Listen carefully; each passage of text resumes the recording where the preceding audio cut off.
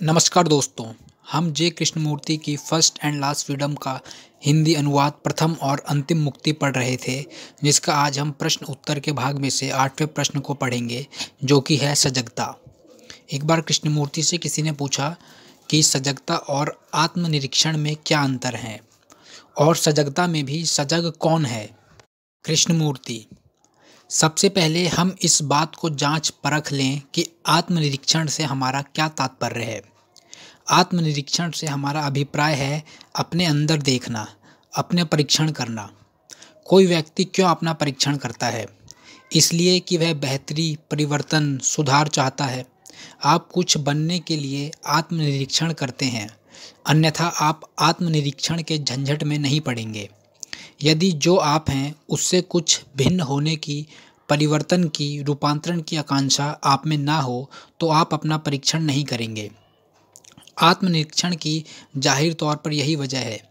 मुझे क्रोध आता है और मैं आत्मनिरीक्षण करता हूँ, अपने को परखता हूँ ताकि मैं क्रोध से छुटकारा पा लूँ या उसमें कुछ संशोधन या परिवर्तन कर लूँ। जहाँ आत्मनिरीक्षण है, यानी स्वयं की प्रतिक्रियाओं में सुधार या बदलाव लाने की इच्छा है, वहाँ नज़र हमेशा उद्देश्य पर होती है, और जब उस उद्देश्य की पूर्ति नहीं होती तो उदासी छा जाती है, अवसाद घेर लेता है। अतः आत्मनिरीक्षण और अवसाद अनिवार्यता साथ साथ चलते हैं। शायद आपने कभी इस बात पर ध्यान दिया हो कि जब कभी आप स्वयं को बदलने के लिए अपने भीतर झांकते हैं, तभी अवसाद की एक लहर उठने लगती है। ऐसे में हमेशा ही मन में एक ऐसी उदासी छा जाती है जिसके साथ आपको संघर्ष करना पड़ता है। आपको पुनः अपना निरीक्षण करना पड़ता है ताकि आप अपनी उस भावदशा पर विजयी पा सकें। आत्मनिरीक्षण की प्रक्रिया आपको विमुक्त नहीं करती, क्योंकि वह तो जो है उसे कुछ ऐसी चीज़ में जो वह नहीं है रूपांतरित करने की ही प्रक्रिया है। स्पष्ट है कि जब हम आत्मनिरीक्षण करते हैं, जब उस विशेष क्रिया में संलग्न होते हैं, तो ठीक ऐसा ही होता है। आत्मनिरीक्षण में सदा एक संचयी प्रक्रिया निहित है। किसी स्थिति को बदलने के उद्देश्य से मैं उसका निरीक्षण करता है, अतः उसमें सदा एक द्वैतपूर्ण द्वंद्व, फलस्वरूप कुंठा, निराशय की प्रक्रिया बनी रहती है। इससे छुटकारा कभी नहीं मिल पाता और इस कुंठा का एहसास अवसाद लाता है और दिल बुझा बुझा रहने लगता है। सजगता एक अलग ही बात है। सजगता में, जागरूकता में अवलोकन होता है, निंदा नहीं होती। उससे समझ निकलती है, क्योंकि उसमें ना तो निंदा होती है ना तादात्म्य, उसमें तो मौन अवलोकन होता है। यदि मैं कुछ भी समझना चाहता हूँ तो मुझे अवलोकन करना होगा, ना कि आलोचना या निंदा। मुझे ना तो सुख के रूप में उसका अनुशीलन करना चाहिए और ना दुख के रूप में उससे पलायन। वहाँ तो ज़रूरत है बस तथ्य के मौन अवलोकन की। उसमें कोई लक्ष्य नहीं होता, बल्कि जो कुछ भी जैसे जैसे प्रकट होता है उसके प्रति सजगता रहती है। जहाँ निंदा होती है, तादात्म्य अथवा पक्ष समर्थन होता है, वहाँ ना इस प्रकार का अवलोकन रहता है, ना उससे उभरने वाली समझ। आत्मनिरीक्षण का सरोकार आत्म सुधार से होता है, अतः आत्मनिरीक्षण आत्म केंद्रित रहता है। सजगता आत्म सुधार नहीं है, बल्कि वह तो स्वयं का अंत है, जिसमें मैं का उसके समस्त विशिष्ट रुझानों, स्मृतियों, मांगों, प्रयोजनों के साथ लोप हो जाता है। आत्मनिरीक्षण में तादात्म्य एवं निंदा समाहित है।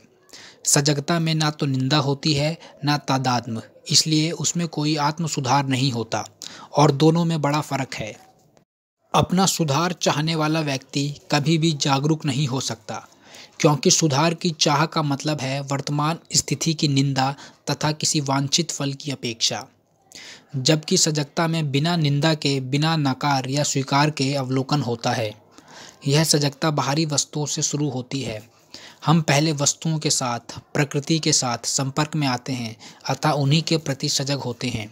सर्वप्रथम अपने आसपास की चीज़ों के प्रति सजगता होती है, प्रकृति के प्रति, अपने चारों ओर की वस्तुओं के प्रति, और तब लोगों के प्रति संवेदनशीलता होती है, जिसका अर्थ है रिश्ता, संबंध। उसके बाद हमें दिखेगा विचारों के प्रति सजगता।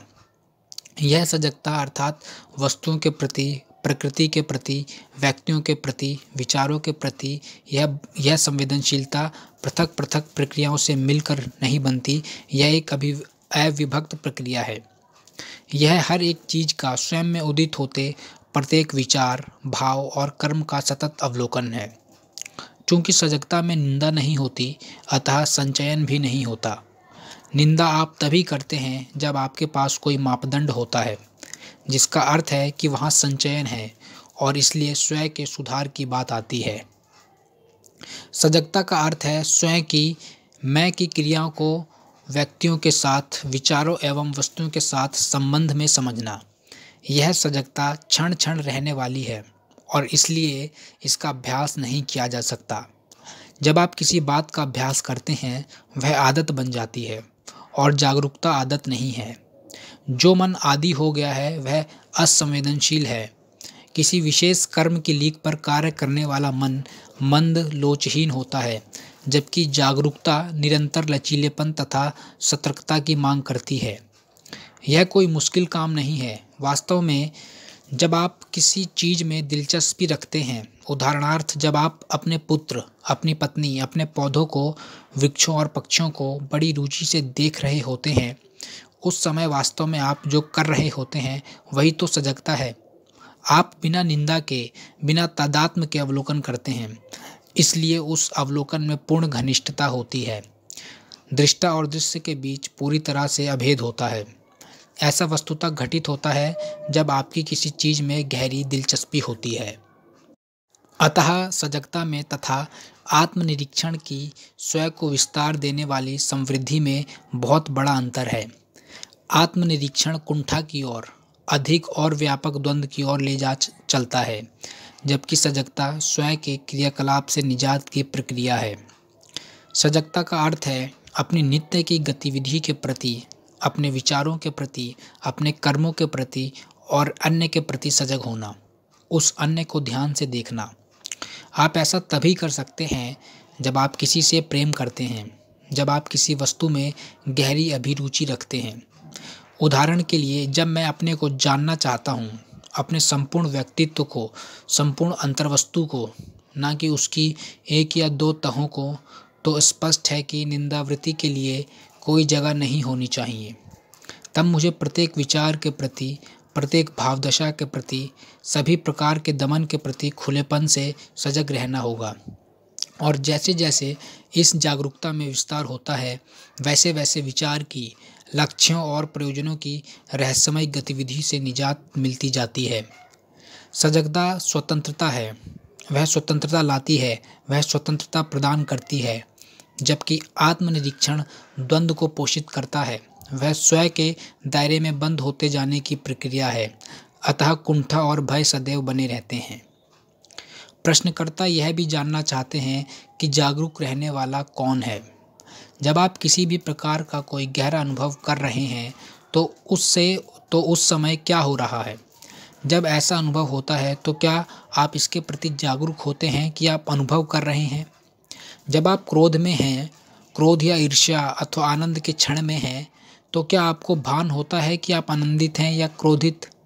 अनुभव समाप्त हो जाने के बाद ही अनुभवकर्ता और अनुभव अस्तित्व में आते हैं। जब अनुभवकर्ता अनुभव में आए विषय का निरीक्षण करता है, अनुभव के क्षण में ना तो दृष्टा होता है और ना दृश्य, वहाँ केवल अनुभूति ही हो रही होती है। हम में से अधिकतर लोग अनुभव नहीं कर रहे होते, हम सदा अनुभूति की अवस्था के बाहर ही रहते हैं और इसलिए यह प्रश्न करते हैं कि निरीक्षक कौन है, जागरूक रहने वाला कौन है। निसंदेह ऐसा प्रश्न गलत प्रश्न है कि नहीं। आपको नहीं लगता कि यह प्रश्न ही गलत है। अनुभूति के दौरान ना सजग रहने वाला होता है और ना उसकी सजगता का विषय। उस समय ना तो दृष्टा होता है और ना ही दृश्य, अपितु केवल अनुभूति की अवस्था ही होती है। कई लोगों के लिए अनुभूति की अवस्था में रहना अत्यधिक कठिन है, क्योंकि उसके लिए एक असाधारण लचीलेपन की गहन संवेदनशीलता की आवश्यकता होती है।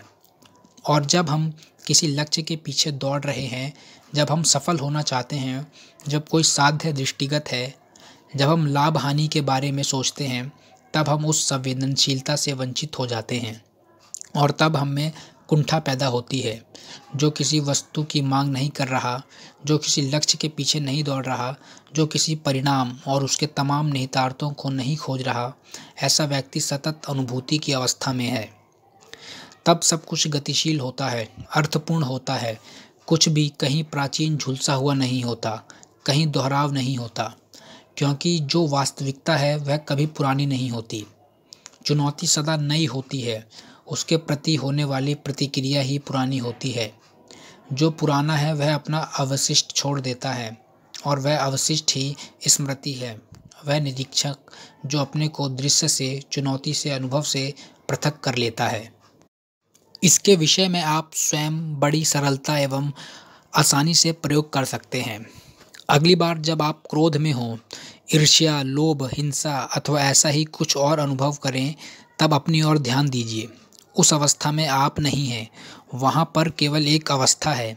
एक क्षण बाद आप उसे एक संज्ञा दे देते हैं, नाम दे देते हैं। आप उसे ईर्ष्या, क्रोध, लोभ कहकर पुकारते हैं। इस प्रकार आपने तुरंत ही निरीक्षक और निरीक्षित को अनुभवकर्ता और अनुभव को रच दिया। जब अनुभवकर्ता होता है और अनुभव होता है, तब अनुभवकर्ता अनुभव में संशोधन का प्रयत्न करता है, उसमें बदलाव लाता है, उसके बारे में कई बातों का स्मरण करता है, आदि आदि, और इस प्रकार अपने और अनुभव के बीच विभाजन बनाए रखता है। यदि आप इस एहसास को नाम नहीं दे रहे, यदि आप किसी लक्ष्य की खोज में नहीं हैं, निंदा नहीं कर रहे हैं, उस एहसास के प्रति केवल निष्क्रिय रूप से सचेत हैं, तो आप देखेंगे कि एहसास की, अनुभूति की उस अवस्था में ना तो कोई निरीक्षक है और ना कुछ निरीक्षित, क्योंकि निरीक्षक और निरीक्षित एक सम्मिलित घटना है और इसलिए वहाँ अनुभूति मात्र ही है। अतः आत्मनिरीक्षण और सजगता बिल्कुल भिन्न है। आत्मनिरीक्षण अधिक कुंठा की ओर, अधिक द्वंद्व की ओर ले जाता है, क्योंकि उसमें परिवर्तन की आकांक्षा छिपी रहती है, और परिवर्तन केवल एक संशोधित निरंतरता है। सजगता एक ऐसी अवस्था है जिसमें ना तो निंदा है, ना औचित्य, समर्थन या जुड़ाव, और इसलिए समझ निखर पाती है। अक्रिय सतर्क जागरूकता की उस अवस्था में ना अनुभव करता होता है और ना अनुभव। आत्मनिरीक्षण, जो कि आत्म सुधार का अहम विस्तार का एक रूप है, सत्य तक कभी नहीं ले जा सकता, क्योंकि यह हमेशा अपने आप को दायरे में सीमित करने की प्रक्रिया ही होगी। जबकि सजगता वह अवस्था है जिसमें सत्य अभिव्यक्त हो सकता है, जो है उसका सत्य, नित्य प्रति के अस्तित्व का सीधा साधा सत्य। जब हम नित्य प्रति के सत्य को समझ लेते हैं, तभी हम दूर तक जा सकते हैं। दूर जाने के लिए हमें आरंभ निकट से करना होगा, परंतु हम में से अधिकांश छलांग लगाना चाहते हैं। वह निकट को समझे बिना दूर से ही आरंभ करना चाहते हैं। जब हम निकट को समझ लेते हैं, तो हमें पता चल जाता है कि दूर और निकट में कोई अंतर नहीं है, दूरी है ही नहीं, आरंभ और अंत एक ही है। तो दोस्तों, यह प्रश्न यहीं ख़त्म होता है। उम्मीद करता हूँ आपको अच्छा लगा होगा और समझ में भी आया होगा। अगर अच्छा लगा तो वीडियो को लाइक करें, चैनल को सब्सक्राइब करें, and finally thank you for your valuable time.